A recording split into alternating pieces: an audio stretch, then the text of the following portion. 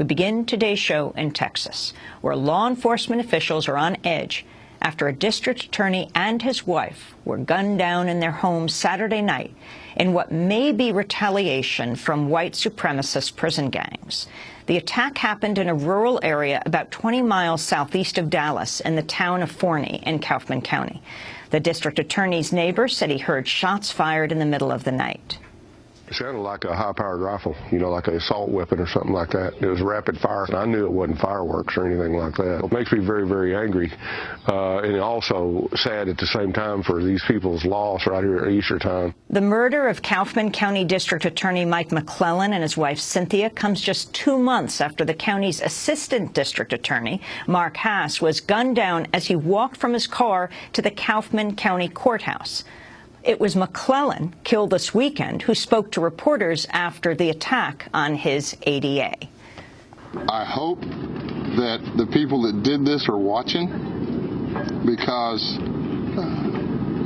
we're very confident that we're going to find you, we're going to pull you out of whatever hole you're in, and we're going to bring you back and let the people of Kaufman County prosecute you to the fullest extent of the law. While officials have not confirmed a link in the two killings, investigators believe a white supremacist group called the Aryan Brotherhood may be involved. In November, 34 members of the Aryan Brotherhood, including 4 senior leaders, were indicted by a federal grand jury in Houston for racketeering. Soon after, the Texas Department of Public Safety sent a memo to about 5,000 prosecutors across Texas. It warned them the Aryan Brotherhood might be plotting retaliation against law enforcement officials. Mark Hass was reportedly heavily involved in prosecutions of members of the group.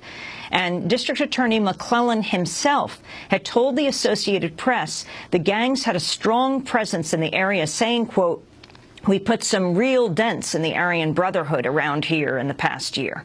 Meanwhile, the murder of McClellan and his wife comes less than 2 weeks after Tom Clements, the Colorado prisons chief, was shot and killed after answering the doorbell at his home in Colorado.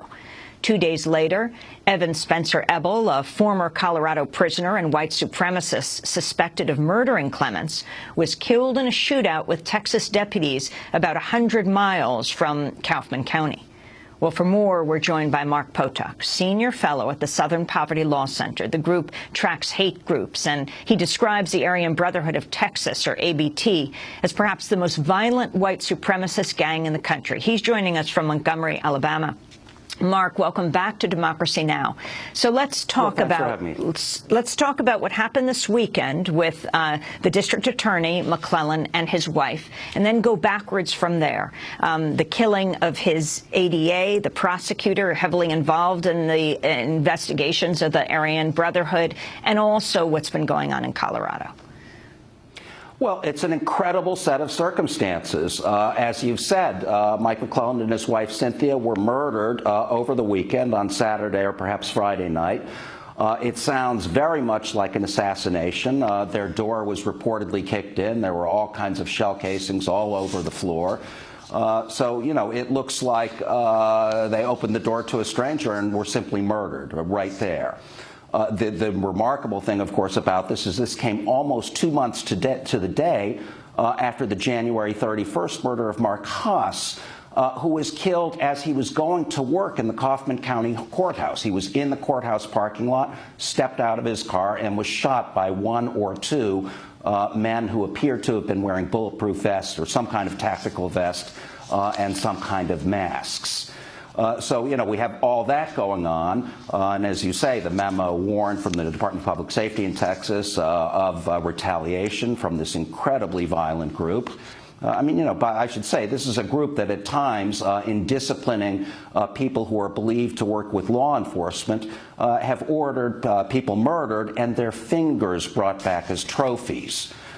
So meanwhile, then we have this whole other set of circumstances in Texas where it seems quite definite that the man killed in a shootout in Texas last week was, in fact, the murderer of Tom Clements, the head of the Colorado Department of Corrections. This man, this killer, Evan Ebel, was a member of another white supremacist prison gang called the 211 Crew. So, we don't know at all that this whole set of incidents are related to one another, but they may be. It seems quite possible. These are two white supremacist prison gangs in states quite near to one another. They're both heavily into running drugs, and they were both under very heavy pressure from both the federal government and local authorities. The Aryan Brotherhood of Texas went through, as you mentioned, a very serious indictment, 34 members looking at very serious charges just last fall. Last November, and in the case of the 211 crew in Colorado, they had a major indictment way back in 2005, but in both states this crackdown had been continuing, and it seems entirely possible that this is payback in some form. On the same day that the Kaufman assistant district attorney, I'm not sure how to pronounce his name, Mark Haas or Mark Hassi, was gunned down in broad daylight in January, his office was one of several credited in a Department of Justice announcement that 2 Aryan Brotherhood of Texas gang members had pled guilty to federal racketeering charges. The press release said the 2 had, quote, agreed to commit multiple acts of murder, robbery, arson, kidnapping, and narcotics trafficking, and had, quote, met on a regular basis at various locations throughout Texas to report on gang-related business, collect dues, commit disciplinary assaults against fellow gang members, and discuss acts of violence against rival gang members, among other things. Can you talk more about this case that this assistant district attorney was involved in, and the past cases against the Aryan Brotherhood of Texas, who they are? Are they just in Texas? Are they around the country? Who is the ABT? Well, I frankly don't know what Mark Haas's role was in earlier prosecutions. I know that officials in Texas have said that he was heavily involved, that he was a major player, particularly when he worked in another county as the head of the organized crime unit within the district attorney's office. The gang, Aryan Brotherhood of Texas, is, as I said, incredibly vicious. It's known to have committed more than 100 murders and 10 kidnappings going back to when it was formed in the early 1980s. Aryan Brotherhood of Texas is not actually related to the larger national group, the Aryan Brotherhood, which is another white supremacist prison gang. In fact, back in the early 80s, when it was formed, a group of white Texas inmates actually asked the Aryan Brotherhood for permission to start a chapter of the group, and they were refused. They went ahead and started their own group, Aryan Brotherhood of Texas, anyway. It's structured in some ways similarly to the larger Aryan Brotherhood.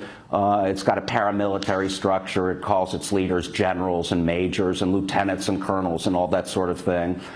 They're heavily involved in running rackets outside of the prisons, although they are mainly in the prisons. They do this through a kind of elaborate set of codes, both verbal and written codes. The other thing I think that can be said about both the Aryan Brotherhood of Texas and the 211 crew in Colorado is these are groups that used to be largely contained within the prisons, but increasingly are spilling out onto the streets. Increasingly, we're seeing these gangs exercise real muscle on the streets. You mentioned extortion. That's something they do quite a lot of. And, of course, they also are extorting inmates within the prison system.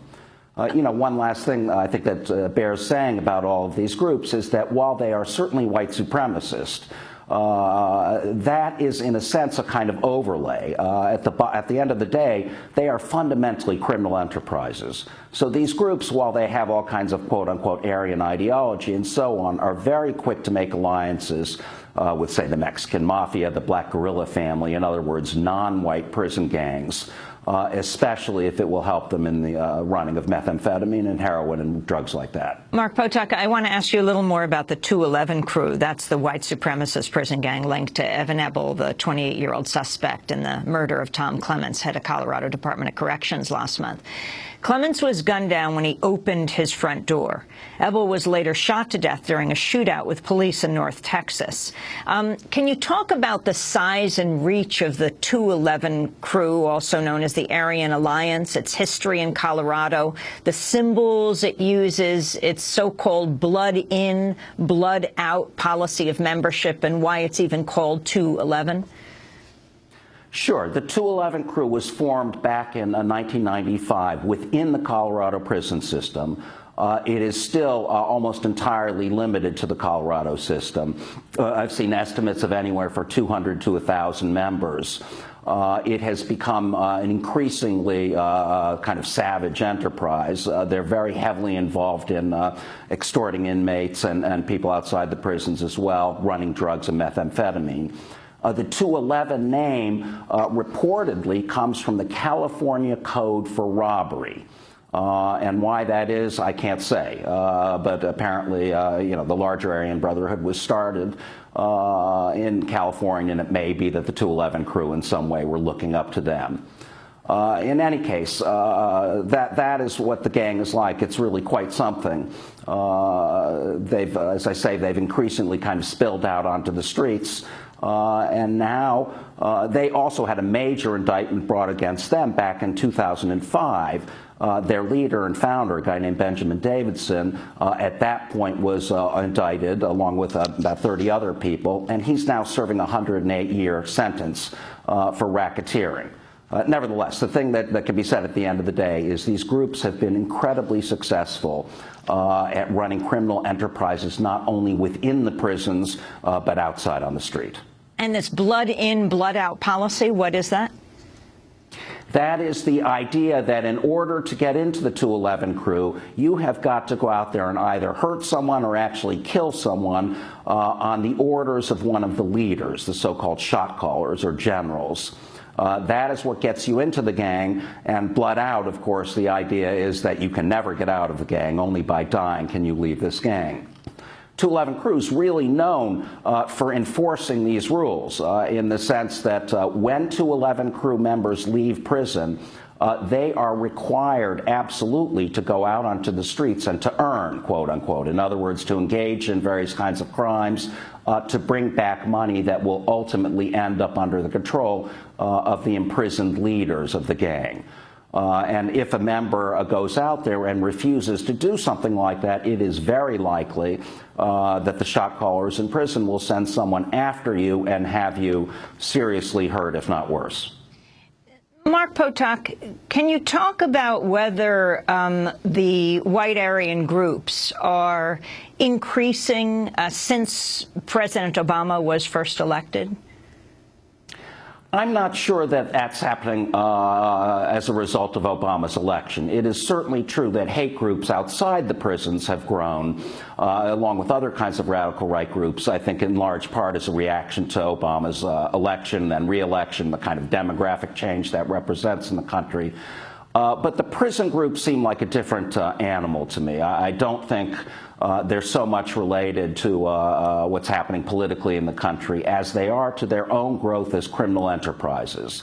What I think one of the remarkable things is when you look at prison gangs, how widespread they are, how they're really shot through the federal system as well as many, many state correctional systems, and the increasing power they seem to have.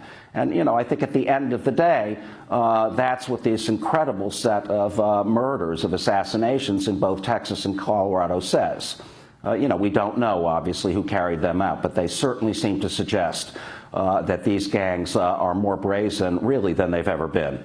And finally, Mark Potok, you have this incident in Memphis this weekend. Klan members, around 60, 75 of them, KKK, held a rally. And they were protesting the renaming of 3 parks. The old names were Confederate Park, Jefferson Davis Park, who was, of course, the Confederacy's president, and Nathan Bedford Forest Park, named for a Confederate lieutenant general and the Klan's first Grand Wizard. The city was changing the names of all 3 parks. The new names: Memphis Park, Mississippi River Park, and Health Sciences Park. But apparently the city council may change those as well. The significance of this rally. Well, the real significance was especially to Memphians, to people who live in Memphis, who were, I think, very uptight about this rally, in large part because there was a fairly major Klan rally in Memphis back in 1998 that ended in a lot of violence, basically between anti-racist counter-protesters and the police. So what happened this Saturday was an absolutely massive police presence in Memphis that really put the lid on everything. I think there were quite a few complaints from the counter-protesters that they were not even allowed close enough to the Klan to hear what was being said. In any case, you know, it was quite an event, I think. People came from all over. There were somewhere about in the order of 1,300 counter-protesters versus about 60 Klansmen. You know, so I think in the end it turned out all right, but I do think there was a lot of frustration on the part of anti-racists who traveled from all over the country to be in Memphis to protest the Klan. And then were kept so far away that many of them felt that, you know, this was not democracy in action. And, Mark, we do have to be clear that the murders of the Texas District Attorney, McClellan, and his wife, we have no idea who committed them, just as we don't know who committed the murder against his ADA, Haas, as well, although he was gunned down on his way to the courthouse, and he was deeply involved in investigation of the Aryan Brotherhood. So we don't have any, we don't really know about the connections right now. That's right. I mean, it's a set of incredibly intriguing or suggestive circumstances. That's really what it is. I mean, but the fact of the warning, the memo from the Department of Public Safety suggesting that there were hits planned or retaliation planned, all of that, along with the fact that these two men in the very same county, an assistant district attorney and his boss, were murdered in really execution-style killings, really does make you think twice. Mark Potok, I want to thank you for being with us, Senior Fellow at the Southern Poverty Law Center, tracking hate groups, including the Aryan Brotherhood of Texas, speaking to us from Alabama. A real pleasure. Thank you. Thank you, Mark. Thanks so much for watching this report from Democracy Now!, your daily independent global news hour. We don't accept advertising or corporate funding, but rather rely on donations from viewers like you. Please make your contribution by visiting democracynow.org. We need your support today to keep bringing you this hard-hitting, in-depth reporting.